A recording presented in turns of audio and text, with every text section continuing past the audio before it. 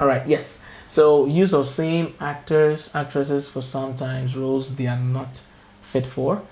The country is filled with lots of untapped acting talents, like as if I actually knew what was coming. I was just talking about that. There are a lot of untapped talents. There are a lot of actors who are not given the chance.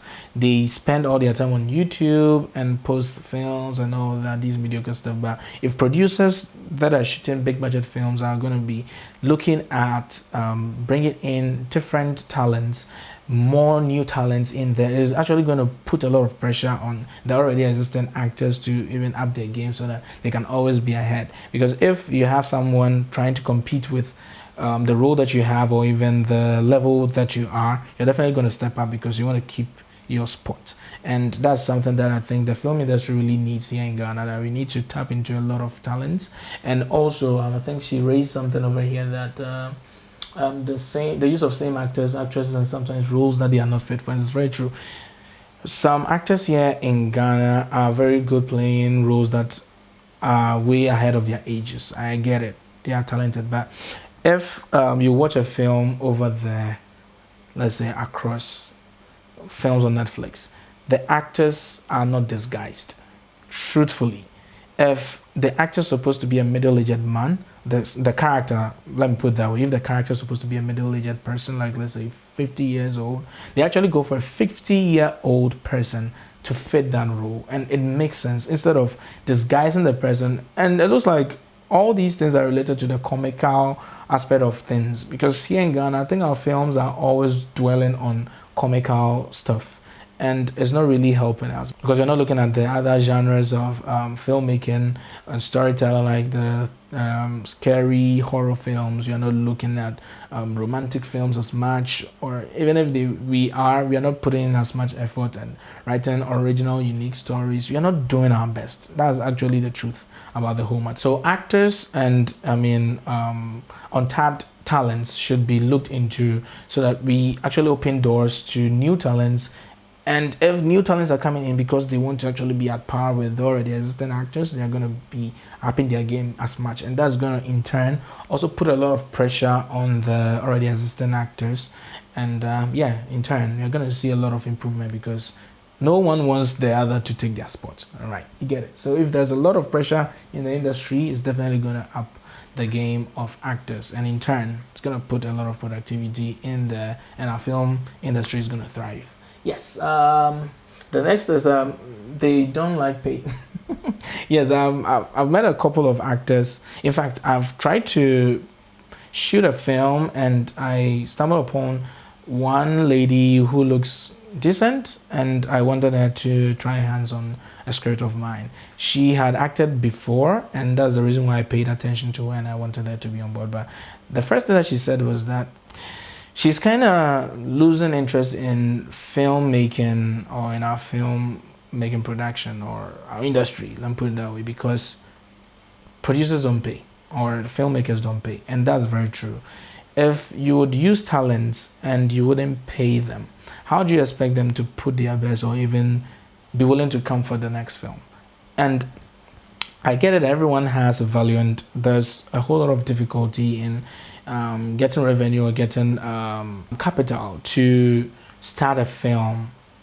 In fact, I get it, but if it's going to be something like communication that's going to ensue between you and the actor, if you guys agree that we can do this and look at the future and see if the film gets the attention that it needs and it brings revenue, then you can settle your actors or you can pay them up. But if there is no communication and get them on board and they are done with the film and you don't pay them, or you find it difficult to understand why they're asking for payment and you give them problems, don't expect them to have the interest to come onto the next film. It actually affects other productions that are prospects for these actors. So we as filmmakers, as individuals, if we are producing something, and if it's actually general, whoever you work with, make sure that you do your best to pay them, and you will always see them putting in their best and their devotion will be stronger. Yes. So the next is that the concept has to be in a way that will allow every person on earth to relate. And English should be used more for us to explore. Yes, if you want to go beyond the borders of where you are, let's say here in Ghana, our film industry, if you want to produce local films, let's say the dialect is of our mother tongue, Chi, Ga, or whatever language it is that the film is in, we can put down the subtitles as much. If we cannot do voiceovers that will sync with the actors' dialogue, we can put in the effort of putting down the subtitles below so that people who don't understand the language can still follow, just like we see in Chinese films over here in Ghana, or even any other film, even on Netflix. If you're going to be if you're going to have your film on Netflix, you're definitely going to have to produce subtitles as well as different languages. And even the subtitles also there's a criteria that you have to produce as many languages as you're expected to put together, otherwise it will be rejected. And that's something that we also have to pay attention to if we want our films to go beyond our borders. So if a Chinese will enjoy our films, is because they may understand the movement and all that. But if the movement of the actors as well as the mannerism, and maybe let's say the storyline, if for instance it's a mime, or you don't necessarily have to listen to actually follow, the actions are enough to tell the story. But if we add a conscious effort of putting down the subtitles to aid the foreigners or someone who isn't of our motherland, who doesn't understand our language, it's going to go a long way to help them even understand the film and to go beyond the borders as we want our films to actually go. Yes, and that's very important. The next is, I believe we are limiting our audience to only Ghanaians. Yes, and it's very true. We are limiting our audience to only Ghanaians. That's because we're not putting a lot of effort in our subtitles as well as the films. We don't produce different languages as voiceovers for the films. So it stays over here in Ghana, and it's like every concept is actually traditional and of Ghana, which is not in our best interest if we are trying to go beyond our borders. So you have to pay attention so much to them as well. Okay, the industry players don't reinvest their gains. They are much interested in flashy cars, mansions, expensive toys, etc., instead of studios, technology, theaters, studies, and professionalism. Well, this could be something personal, right? Maybe this person has actually seen a lot of things that are of this sort. So if a producer isn't reinvesting their gains, that could be because maybe their earlier film didn't do well or whatever, and so they are not encouraged to put in a lot of effort and put in a lot of investment because of the fear of failing, because every business is kind of full of risks. So if you put in the first risk and things don't go well, you are kind of skeptical about the next effort you put in, and that could be one of the challenges. But if you're going to be able to set aside a body that oversees that films are actually doing well, films are known by Ghanaians, made by Ghanaians, I think it's going to encourage producers to produce much more and even invest in their films.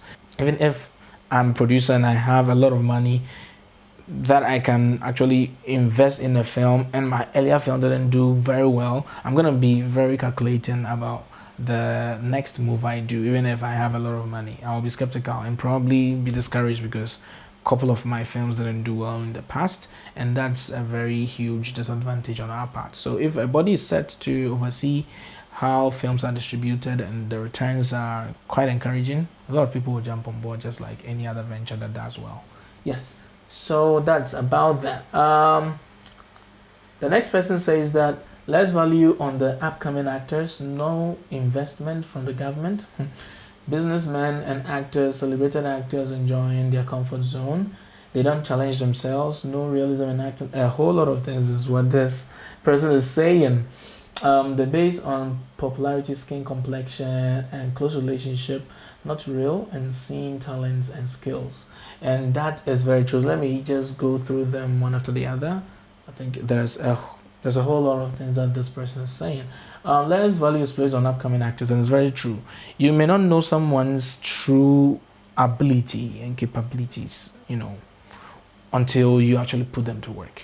And as I was saying, if you are always going to be recycling the same actors over and over again, we are not going to put, it's going to make them complacent, let me put it that way. We are not going to put a lot of pressure, enough pressure onto our actors to perform better.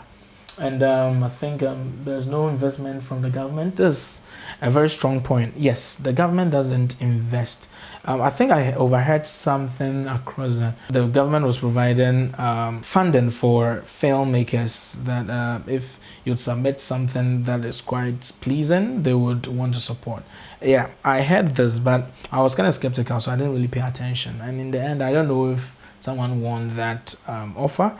But as it stands now, we watch historical films. You see, films like Vikings, films like Game of Thrones, Lord of the Rings, all these are historical films based on myths as well as even history that actually existed, things that actually existed, occurrences, events that happened, gladiators and all these. These are things that happened way back there. And how are we able to visualize these things if there are no films to actually do that? We have historical people, we have monuments, we have a lot of things that has history, but I see no effort by the government. I wouldn't put this there as blunt as that, because I stand to be corrected. If there's nobody trying to invest into these things, if I have money and I feel like Ghanaians are not interested in a film like, let's say, Yasantoa, or let's say any other historical person like Ifremamu, if I feel in myself that Ghanaians are much drawn towards comical films, films that will make them laugh, and I'm ready to put all my investment into something that's historical, and I'm not ready to go the extra mile because already I'm discouraged to film this because I feel within myself that Ghanaians may not watch that. I mean, they wouldn't patronize, and so I wouldn't even go ahead, first of all, to think about shooting a film like that. But if the government will set up bodies, will set up people, or will put that provision there that Ghanaians go do research at a JSO about Yasantoa, go to the Volta region to do a research about Kena Gokoli, a lot of historical personalities. Let's learn about their culture and all that, what they wore, the kind of food that they ate, what they ate from, how their lifestyle was, the songs that they sang, all the things that they did in the past. There's definitely someone who's going to be able to provide us with such rich historical information that we can transcribe into films. And this is something I think the government should put across, because I wouldn't do that because I may feel skeptical that Ghanaians wouldn't watch it. And this goes a long way. A lot of things go into it. You have to do a lot of research, and that demands money. You have to assemble actors, and that demands money. Costuming, that demands money. Location, that demands money. All these things will definitely discourage me if I feel skeptical about Ghanaians' patronage. And that's something I think the government should rather put their minds to, and it's definitely going to send them, and it's definitely going to help our film industry grow. Yes. The next thing is celebrated actors enjoying their comfort zone in there. That's true, because there's not enough pressure. You're not welcoming other talents, younger talents, upcoming talents with open arms, and that's making the already existing actors complacent. And they don't challenge themselves. No realism in acting, too much acceptance of a way of doing things, and not accepting to make a change, not ready to collaborate with other African countries or movie. And that's very true. We are not collaborating with other neighboring countries. We are surrounded by French-speaking countries. If we could work along with them, if producers would see that opportunity or that need to work along with them, even our brothers over there in Nigeria, I see actors flying over or being flown to Nigeria to shoot films and all that. How are we also doing that, or putting that conscious effort in flying other actors from neighboring countries to join, so that we can have our films being watched across? All these possibilities are there, and we are not tapping into them, and that's what this person is actually putting across. And one also very important thing is that she made mention of the base on popularity. Yes, there's a notion that if my film is not packed with lots of popular people, there's no way that Ghanaians are going to watch, and that's actually very true. And if we are going to welcome new actors with open arms and use new actors, or employ new actors and use them. It is going to change gradually the mindset of Ghanaians to also appreciate people who are not so popular, and you'll learn to love new skill.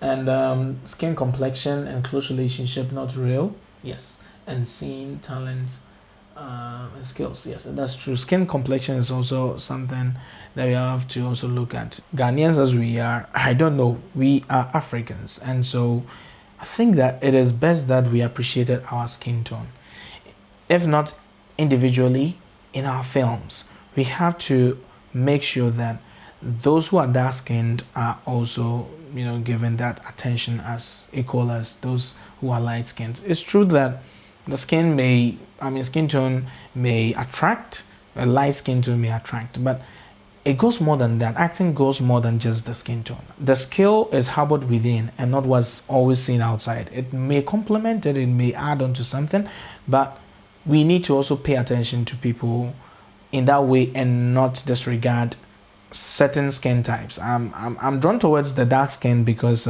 that's who we are, and we normally see a lot of actors bleaching and all that. That's my personal observation, and I'm pretty sure that you're also seeing something like that of that sort. So that's something that we actually have to look at and not discriminate, or employ favoritism in that aspect in our films, and it's not going to help us in any way, because you may be discriminating and ended up losing a huge talent that's of a dark skin and probably going for a light-skinned person, and maybe you may have lost on something very good that you saw coming your way.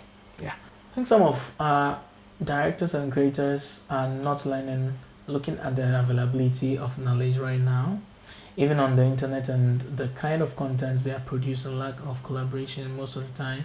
In one movie, there are several entertainment and production studios with over hundreds of creators collaborating to produce, yes, in Hollywood and all that. You see, there are schools graduating from, there are people graduating from film schools in Ghana, but they are not getting film production studios to stay under them for experience and all that. Okay, so there are a lot of things that this person has said that we might have spoken about earlier in other observations from other followers, and these are all true.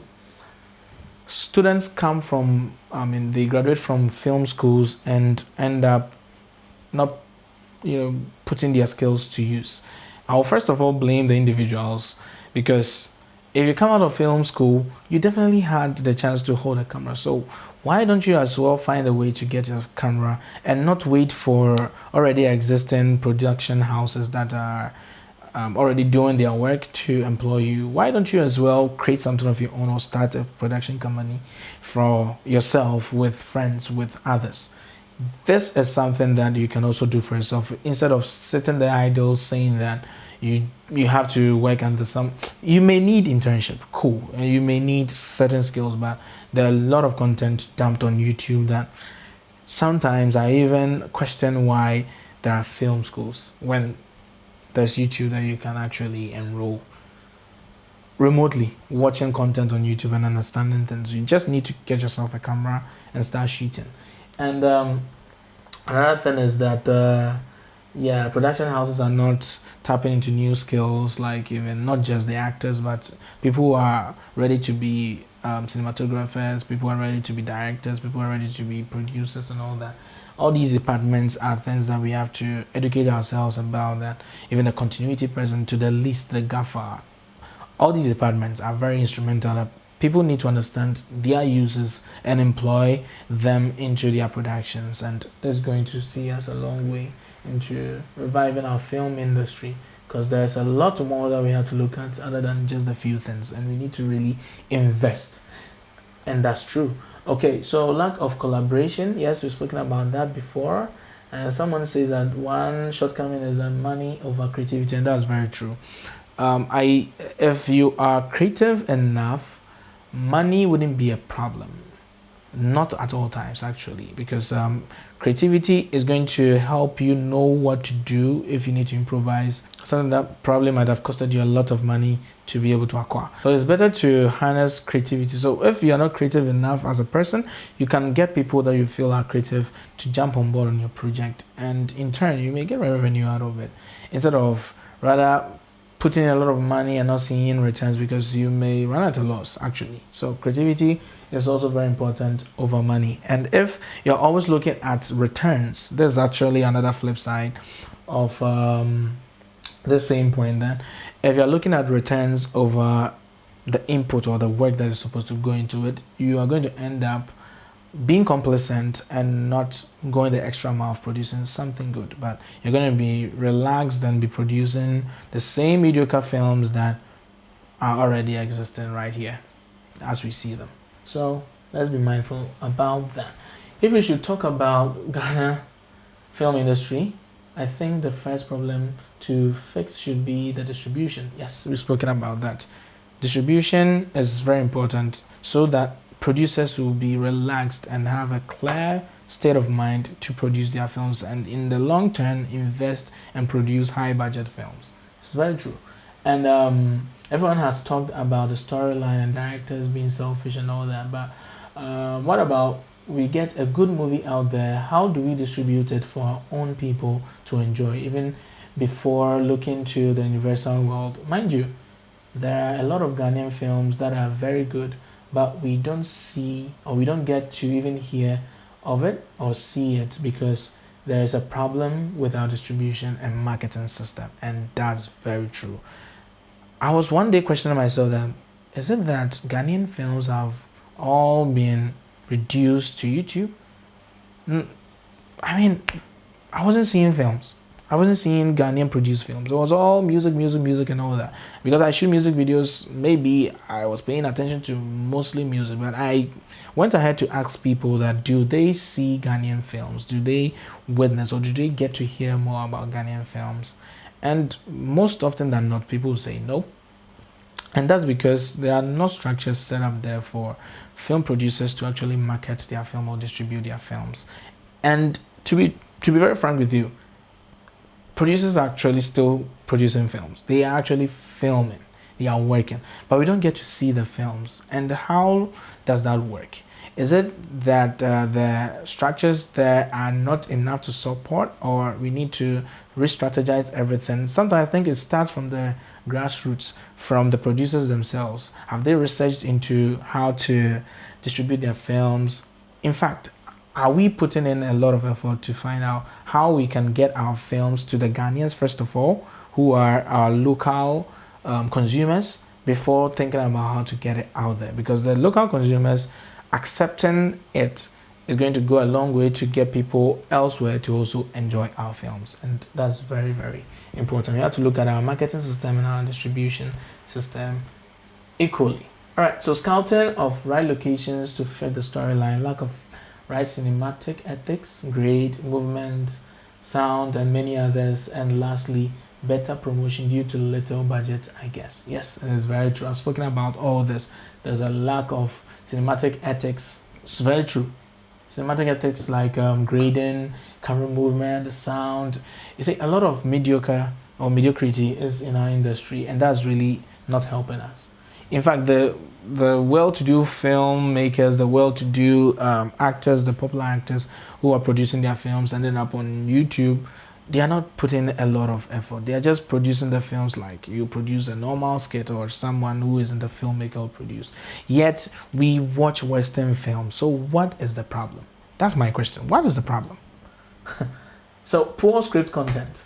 It's true. Our scripts... In fact, some film production houses produce films without scripts. So how do you translate the actions, or how do you even... Because we need parentheses to direct the actors to what to do before they deliver a dialogue or something like that. So I just don't seem to get it. Why would you produce a film without a script? How does that work? And lack of investment, and that's true. I've actually spoken about all of these, and that actually brings us to the end of all the reservations. And this has been a very long video, I understand. Personally, coming from me because as an individual filmmaker, I do everything within my power to put things out there and get people to consume. But Ghanaians as we are, I think the consumption is also digressing towards comical content. That's because that's what Ghanaians are interested in. But I have this feeling that if we were to give Ghanaians what they need instead of what they want, so that in the end we can give them what they want through what they need, and that's very important. We have to look at it that way. Then we know that Ghanaians want comical films, but how about we feel that to get our industry to grow, our film industry to grow, we have to give them this that we deem that they need. They need to see other sides of filmmaking, that other things that we as creators, as producers, as filmmakers, we can also do, the other side of other genres in filmmaking and not just comical stuff.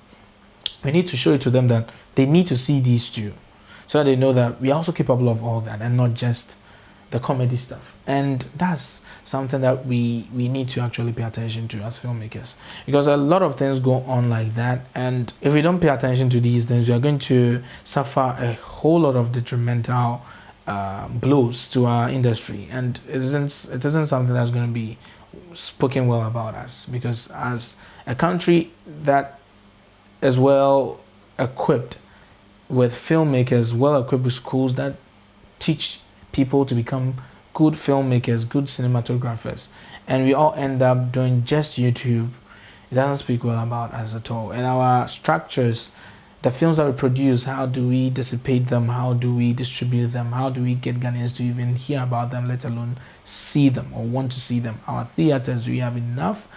You see, all these things come together to make up a good, industry, a good system to help support filmmakers. And I think the government has a big role to play over here, as well as we, the individuals, because we are producers in the films and we know the right people to tap into. So if we are not putting that conscious effort there, how do we expect the government to see how serious we are and see how urgent it is to get them to support us? So we are our own enemy. I mean, that's what I would say. Personally, I have my faults, and I'm pretty sure that you, as a filmmaker watching me, might have also witnessed or observed some faults that you can feel responsible for. So we have a long way to go as Ghanaians in our film industry so that we can grow, and it starts from now. So this actually brings us to the end of the video. It has been a long one, but if you've really watched it all the way to this point, thank you very much. I really appreciate it. And also there are several other things that I'll be coming your way with films, with skits and all that. So stay glued to my channel, subscribe if you haven't, turn the post notification button on so that you'll be notified the next time I post a video over here on my YouTube channel. And until the next video, have a wonderful day. See ya.